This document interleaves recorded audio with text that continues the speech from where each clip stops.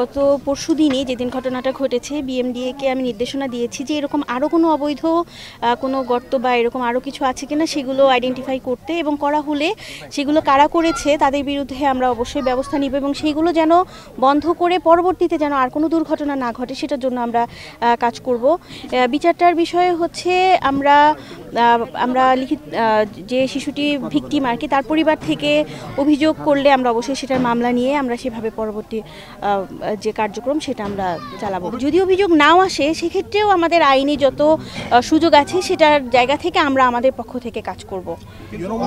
যেটা এই ঘটনাটা ঘটলো, দুর্ঘটনা বলেন বা একজনের মৃত্যু ঘটলো, সেক্ষেত্রে পরিবার যদি অভিযোগ না করে সরকারিভাবে কোনো অভিযোগ দিয়ে সেটাই বললাম যে পরিবার যদি অভিযোগ নাও করেন সেক্ষেত্রেও আমাদের আইনি যত রকমের সুযোগ আছে সেই জায়গা থেকে আমরা অবশ্যই কাজ করব। ঠিক আছে, ধন্যবাদ। এটা তার একটা গাফলতি, এজন্য আমরা এলাকাবাসী আমরা শাস্তি কামনা করছি এবং কঠোর যেন শাস্তির আওতায় আনা হয় এজন্য প্রশাসনের দৃষ্টি আকর্ষণ করছি। এই শিশুটাকে বড় কষ্ট করে তোলা হয়েছে, তার মা বাবার চিরদিনের জন্য শিশুটা হারিয়ে ফেলে দিয়েছে। তা আমরা প্রতিফল চাই যে এই জিনিসটা কোনো সুরাহা হোক, একটা ব্যবস্থা হোক এবং তার ন্যায্য বিচারটা হোক।